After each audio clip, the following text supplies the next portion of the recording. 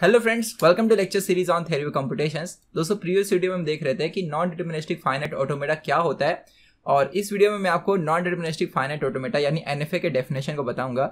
So basically अगर आपको याद होगा कि हमने डीएफए डिफाइन किया था, सेम वे से हम एनएफए भी डिफाइन करते हैं। दोस्तों, डीएफए और एनएफए में बस एक ही चीज का डिफरेंस है, वो है ट्रांजिशन फंक्शन। कि डीएफए में एक इनपुट सिंबल के लिए सिर्फ एक ही मूव होता था, यहाँ पर दोस्तों जो हमारा एनएफए है यहाँ पर मल्टीपल मूव्स पॉसिबल है। तो क्वेश्चन है कितने मूव्स पॉसिबल है, इसे थोड़ा सा हम लोग पहले समझ लेते हैं, फिर मैं आपको डेफिनेशन को बताता हूँ। ठीक है, तो दोस्तों मान लीजिए हमारे पास सिर्फ दो स्टेट्स हैं, से हमारे पास स्टेट्स हैं S1 एंड S2। ठीक है, तो यहाँ पर मैं दो स्टेट्स ड्रॉ कर रहा हूँ। तो ये S1 है और ये S2 है। अगर मुझे S1 पे और इनपुट अल्फाबेट्स सपोज है A, B, ओके, तो अगर मैं S1 पे हूँ और मुझे A मिलता है, मैं S1 पे हूँ और मुझे A मिलता है, तो कितने वेज से मैं ट्रैवर्स कर सकता हूँ, मतलब कहाँ कहाँ मैं जा सकता हूँ। एक तो दोस्तों पॉसिबल है कि मैं S1 पे ही रहूँ, राइट। दूसरी पॉसिबिलिटी ये है कि मैं S2 पे जाऊँ, A मिलने पर या तो मैं S1 पे रहूँ या तो मैं S2 पे जाऊँ, या मैं कहीं पर भी नहीं जाऊँ, ऐसा भी हो सकता है, राइट। तो अगर मैं सारी पॉसिबिलिटी को यहाँ पर ड्रॉ करूँ, तो देखो एक पॉसिबिलिटी है कि S1 पे अगर हम लोग हैं और मुझे A मिलता है तो मैं S1 पे ही रहूँ, राइट। दूसरी पॉसिबिलिटी ये है कि अगर मैं S1 पे हूँ और मुझे अगर A मिलता है तो मैं S2 पे जाऊँ। दोस्तों, तीसरी पॉसिबिलिटी यहाँ पर है कि अगर मुझे S1 पे मुझे A मिलता है तो मैं S1 पे भी जाऊँ और S2 पे भी जाऊँ, मतलब दोनों पे जा सकता हूँ, राइट। ये भी एक पॉसिबिलिटी है। और चौथी पॉसिबिलिटी ये है कि अगर मैं S1 पे हूँ और मुझे A मिला तो मैं कहीं नहीं जाऊँ। कहीं नहीं जाऊँ मतलब डेड स्टेट। याद है आपको मैंने बताया था कि अगर हम एनएफए के अंदर किसी इनपुट सिंबल के लिए कोई मूव नहीं दिखाते हैं, मतलब हम लोग डेड स्टेट की बात कर रहे हैं, मतलब वो मिलने के बाद हम डेड स्टेट में चले जाएंगे। तो दोस्तों, किसी भी अगर आप स्टेट पे हो, एक अल्फाबेट सिंबल के लिए टोटल कितने मूव्स पॉसिबल है? 4 मूव्स। और यहाँ पे आप देख रहे हो 4 आंसर क्यों आया मालूम है? क्योंकि यहाँ पर 2 स्टेट्स है ना, तो आप 2 करो तो आंसर कितना आएगा? 4 आएगा। तो जरा इस चीज को मैं और अच्छे से बताता हूँ, 3 स्टेट्स लेकर बताता हूँ। ठीक है, तो मान लीजिए मेरे पास टोटल 3 स्टेट्स हैं, S1, S2 और S3। ठीक है, तो यहाँ पर मैं ड्रॉ कर देता हूँ। तो सपोज मैं S1 पे हूँ और यहाँ पर S2 और S3 3 स्टेट्स हैं। ठीक है, मैं A का एग्जांपल लेकर बता रहा हूँ, आप अल्फाबेट सिंबल जो है, जो इनपुट सिंबल है, कुछ भी कंसीडर कर सकते हैं। तो अगर दोस्तों मैं S1 पे हूँ और मुझे A मिलता है तो एक पॉसिबल वे क्या है कि मैं S1 पे ही रहूँ। S1 पे हूँ, मुझे A मिलता है तो मैं यहाँ पर S2 पे जा सकता हूँ। S1 पे हैं और हमें A मिलता है तो मैं कहाँ जा सकता हूँ? S3 पे जा सकता हूँ, राइट। और उसके बाद अगर मैं S1 पे हूँ और मुझे A मिलता है तो यहाँ पर एक पॉसिबल वे है कि यहाँ पर मैं इसे एरो से दिखाता हूँ। तो अगर मैं S1 पे हूँ, मुझे A मिलता है तो मैं S3 पे जाऊँ। तो ये इंडिविजुअल मूव हो गए। अब हम कंबाइन मूव लेते हैं। अगर मैं S1 पे मुझे A मिला तो या तो मैं S1 पे रह सकता हूँ या तो मैं S1 पे रहूँ और साथ में S2 पे दोनों ट्रांजिशन दिखा सकता हूँ। मतलब A मिला तो S1 पे ही रहो या तो S2 पे जाओ, राइट। दूसरी पॉसिबिलिटी दोस्तों क्या है कि S1 पे रहो या S3 पे जाओ। ठीक है, और कोई पॉसिबिलिटी है? नहीं। अगर मेरे पास सपोज S1 पे हूं मैं और मुझे A मिलता है तो एक मूव ये भी पॉसिबल है कि S1 पे जाओ, S2 पे जाओ, S3 पे जाओ, तीनों के तीनों पे साथ में जाओ, क्योंकि आपको मालूम है एनएफए पे हम कितने मूव्स दिखा सकते हैं किसी भी स्टेट्स पे, राइट। अगर आप S1 पे हो तो आप S2, S3 और S1 तीनों पे साइमल्टेनियसली मूव भी दिखा सकते हो। और दोस्तों, अब यहाँ पे लास्ट वाली पॉसिबिलिटी क्या है? S1 पे है और हमें A मिला, कहीं पर भी नहीं जाऊँ, मतलब डेड स्टेट, राइट। तो कितने पॉसिबल वेज हुए देखो, 1 2 3 4 5 6 एंड 7, और भी कोई बाकी है। सो यहाँ पर एक और मूव है। अगर आप S1 पे हो, अगर आपको A मिलता है तो S1 से या S1 पे रहो या तो S2 पे जाओ, या S1 पे रहो एंड S3 पे जाओ। और एक और मूव है, वो है S2 एंड S3 दोनों पे जाओ। ठीक है, तो अब आप देखोगे टोटल कितने मूव्स हैं? 8 यहाँ पर टोटल पॉसिबिलिटीज हैं। दोस्तों, अगर 8 को आप 2 के पावर में लिखोगे तो आंसर आएगा 2⁻3। तो इसके पहले 2⁻2 था, तो जो एक्चुअली में पावर है वो नंबर ऑफ स्टेट्स है। ऐसा क्यों हो रहा है? अगर आप इसे ऑब्जर्व करोगे तो एक्चुअली में यहाँ पर जितने भी पॉसिबल ये मूव्स है ना, इनका अगर मैं सेट बनाऊं तो देखो क्या बनेगा, S1 S2 S3, right, single वाले। फिर डबल वाले क्या क्या बन रहे हैं? S1 S3, right, and then उसके बाद S2 S3। फिर 3 वाले कौन से बन रहे हैं? S1 S2 S3 और एक कुछ भी नहीं। ठीक है, तो ये एक्चुअली में क्या है दोस्तों? ये एक्चुअली में पावर सेट है ऑल पॉसिबल स्टेट्स का। मतलब मेरे पास अगर S1 S2 S3 का एक सेट हो, S1 S2 S3 का एक सेट हो, तो इसके दोस्तों पावर सेट में कितने एलिमेंट होंगे? 2⁻3 8, और वो सारे यही एलिमेंट्स होंगे। और यही दोस्तों ऑल पॉसिबल मूव्स हैं, और इसमें से कोई भी एक हमारा जो है NFA चूज कर सकता है। और इसलिए जो ट्रांजिशन फंक्शन डिफाइन की जाएगी NFA के लिए, वो देखो DFA में हम कैसे डिफाइन करते थे कि अगर मेरे पास कोई इनपुट अल्फाबेट सिंबल है, सिग्मा से कोई भी मैंने एक इनपुट अल्फाबेट सिंबल लिया, उसके बाद दोस्तों अगर मैं उस इनपुट मैं अगर किसी स्टेट पे हूं, से वो स्टेट है Q, राइट, तो या मैं इसे ऐसे भी लिख सकता हूं कि अगर मैं किसी स्टेट Q पे हूं और मुझे कोई इनपुट अल्फाबेट सिंबल दिखता है, ठीक है, तो मैं अगले किसी एक ही स्टेट पे जाऊंगा, राइट। NFA में क्या होगा मालूम है क्या, आप किसी स्टेट पे हो और आपको कोई इनपुट अल्फाबेट सिंबल दिखता है सिग्मा, तो आप 2⁻Q पॉसिबल वेज में जा सकते हो। 2⁻Q पॉसिबल वेज क्या है, ये सारे।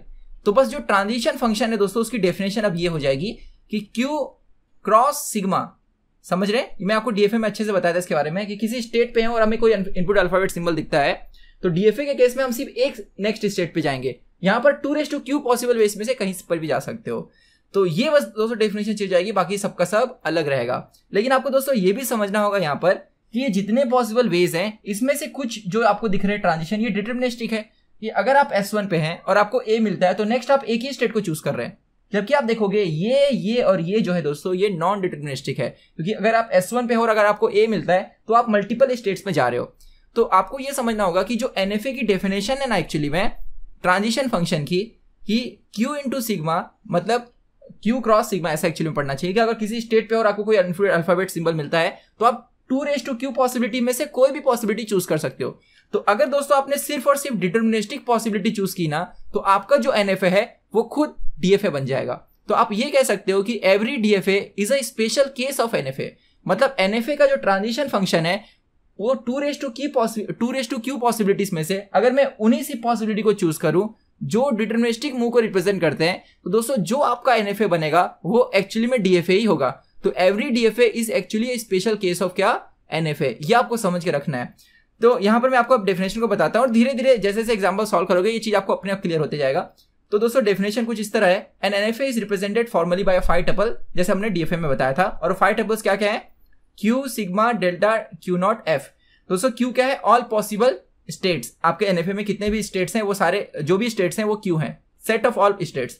सिग्मा क्या है, इनपुट सिंबल, आपको मालूम है अल्फाबेट जो है तो सिग्मा से हम रिप्रेजेंट करते हैं। यहां पर ट्रांजिशन फंक्शन दोस्तों मैंने अभी आपको बताया, Q cross sigma is equal to 2⁻Q। Okay, Q0 क्या है, Q0 is initial state. Q0 भी बोल सकते हो या तो आप S भी लिख सकते हो, जैसा आपको लगे, ठीक है, कुछ भी नाम दे सकते हो, ऐसा कुछ नहीं Q0 ही लिखना है, S भी लिख सकते हो। F क्या है दोस्तों, सेट ऑफ फाइनल स्टेट्स। याद रखिएगा फाइनल स्टेट मल्टीपल हो सकते हैं, लेकिन जो स्टार्ट स्टेट है वो हमेशा एक सिंगल ही रहेगा। सो आई होप दोस्तों आपको अच्छे समझा कि NFA की डेफिनेशन क्या होती है, और आपको ये भी समझा कि every DFA is a special case of NFA। क्योंकि NFA का जो ट्रांजिशन फंक्शन है दोस्तों वो कहता है कि किसी भी स्टेट में हो अगर आपको कोई भी इनपुट अल्फाबेट मिलता है तो आप नेक्स्ट 2⁻Q पॉसिबल में से कोई भी एक चूज कर सकते हो। और अगर आपने डिटरमिनिस्टिक वाले ट्रांजिशन चूज किए तो आपका पूरा डायग्राम डिटरमिनिस्टिक बनेगा, और इसलिए जो DFA एक्चुअली में वो NFA के डेफिनेशन से ही निकल कर आता है, ठीक है। तो यहां पर अगर हम लोग कुछ NFA के प्रॉपर्टीज को डिस्कस करें तो दोस्तों सबसे पहला यहां पर मैं बताना चाहूंगा कि move from a state Q0, मतलब किसी भी स्टेट Q0 से और any input X can not be determined uniquely. मतलब NFA में क्या होगा कि किसी भी स्टेट पे हो, Q0 समझो उसका नाम है, Q0 मतलब स्टार्ट नहीं, एनी स्टेट, ओके, और कोई भी इनपुट सिंबल आपको X मिलता है तो नेक्स्ट क्या होगा, ये हम डिटरमिनिस्टिकली डिटरमाइन नहीं कर पाते हैं NFA के केस में, वही चीज हम डिटरमिनिस्टिकली DFA के केस में बता पाते हैं। दोस्तों नेक्स्ट प्रॉपर्टी यहां पर देखिएगा, every NFA can be converted into equivalent DFA। और ये मेथड्स हम आगे पढ़ेंगे कि कैसे किसी भी NFA के लिए हम इक्विवेलेंट DFA बना सकते हैं। मतलब आपके दिमाग में हमेशा क्वेश्चन रहेगा ना कि सर अभी हम लोग किसी भी क्वेश्चन को अगर NFA बना रहे हैं तो मैं श्योर कैसे हूं कि वो चीज सही है, क्योंकि आपको ज्यादा प्रैक्टिस तो DFA के ऊपर है, राइट। तो कुछ मेथड्स हैं जिसके जरिए आप अपने NFA को DFA में कन्वर्ट कर सकते हो और फिर चेक कर सकते हो कि आपका NFA वहां पर सही है कि नहीं, ठीक है। लेकिन इसकी जरूरत बहुत कम पड़ती है क्योंकि प्रैक्टिस के साथ अपने आप आपको देख के पता चल जाता है हाँ भाई सही है वो, ठीक है। लेकिन अभी हम लोग देखेंगे कि every NFA can be converted into equivalent DFA। तो इससे ये प्रूव हो जाता है कि NFA जो है वो DFA से ज्यादा पावरफुल नहीं है, क्योंकि अगर हर एक NFA का दोस्तों इक्विवेलेंट DFA बन पा रहा है तो ऐसा कोई भी NFA एग्जिस्ट नहीं करता जिसका DFA नहीं बन पाएगा, राइट। तो इसलिए क्या लिखा गया है, so NFAs are not more powerful than DFA। मतलब हर एक NFA को आप DFA में कन्वर्ट कर सकते हो, ऐसा कोई भी NFA नहीं है जिसके लिए DFA नहीं बना सकते, समझे।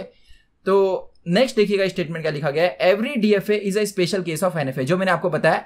सो अगर हर एक DFA NFA का स्पेशल केस है तो दोस्तों DFA जो है वो NFA से ज्यादा पावरफुल नहीं है। तो पहले स्टेटमेंट से हमने ये बताया कि अगर हर एक NFA को DFA में कन्वर्ट कर सकते हैं, हर एक NFA को DFA में बदल सकते हैं, तो जो NFA दोस्तों DFA से ज्यादा पावरफुल नहीं है, राइट? क्योंकि हर एक NFA का इक्विवेलेंट DFA एग्जिस्ट कर रहा है, मतलब जो वो NFA कर पा रहा है वही सेम दूसरा DFA भी कर सकता है, तो NFA ज्यादा पावरफुल नहीं हुआ। दूसरा स्टेटमेंट क्या बोलता है, हर एक DFA special case of NFA है, क्योंकि NFA की डेफिनेशन से DFA बना सकते हैं आप, अभी मैंने आपको बताया, तो इसलिए DFA NFA से ज्यादा पावरफुल नहीं है। दोनों स्टेटमेंट से क्या पता चला कि कोई एक दूसरे से ज्यादा पावरफुल नहीं है, तो DFA और NFA दोनों इक्विवेलेंट इन पावर है। इसका क्या मतलब होता है कि दुनिया में ऐसा कोई भी ऐसा प्रॉब्लम एग्जिस्ट नहीं करता जो आपका NFA सॉल्व कर पाए बट DFA ना कर पाए, या DFA सॉल्व कर पाए बट NFA ना कर पाए, ठीक है? तो जो DFA कर पाएगा वो NFA भी कर पाएगा, जो NFA कर पाएगा वो DFA भी कर पाएगा।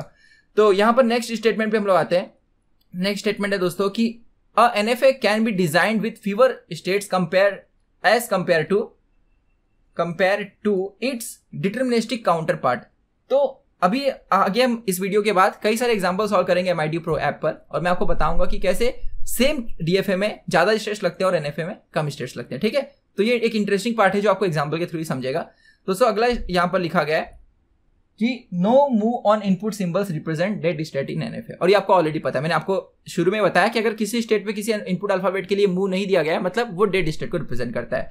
तो दोस्तों ये थे कुछ प्रॉपर्टीज NFA के बारे में। आगे जैसे जैसे हम सॉल्व करते आएंगे प्रॉब्लम्स, और भी प्रॉपर्टीज में ऐड कराते जाऊंगा, अभी उनको बताऊंगा तो शायद आपको समझ में नहीं आए। सो यहाँ पर दोस्तों एक और प्रॉपर्टी मैं बताना चाहूंगा कि DFA and NFA defines the same class of language, क्योंकि दोनों के पावर सेम है, तो दोनों के दोनों जो लैंग्वेज एक्सेप्ट करते हैं वो भी सेम है, और उनका नाम है रेगुलर लैंग्वेजेस। तो अगर आपको एग्जाम में ऐसा क्वेश्चन आता है कि whether the given language is regular और नॉट, तो इंडायरेक्ट उसका मतलब होता है कि क्या आप उसके लिए DFA या NFA बना सकते हो कि नहीं बना सकते हो। अगर बना सकते हो मतलब वो लैंग्वेज रेगुलर है। तो याद रखिएगा DFA और NFA जिस क्लास के लैंग्वेज को एक्सेप्ट करते हैं उसका नाम क्या है, रेगुलर लैंग्वेजेस। मैंने आपको स्टार्ट के वीडियो में क्लासिफिकेशन सारे बताए थे लैंग्वेजेस के, जिसमें मैंने आपको बताया था कि वो सारे लैंग्वेजेस जिसके लिए हमें एक्स्ट्रा स्टैक की जरूरत नहीं पड़ती, उन सारे लैंग्वेजेस के लिए हम डिटरमिनिस्टिक फाइनाइट ऑटोमेटा बना सकते हैं या NFA बना सकते हैं, और उन सारे लैंग्वेजेस को हम रेगुलर लैंग्वेजेस कहते हैं। तो दोस्तों हम लोग मिलते हैं नेक्स्ट वीडियो में, जिसमें हम MIT Pro ऐप पर कई सारे एग्जाम्पल के जरिए समझेंगे कि NFA ड्रॉ कैसे किया जाता है। बहुत बहुत धन्यवाद।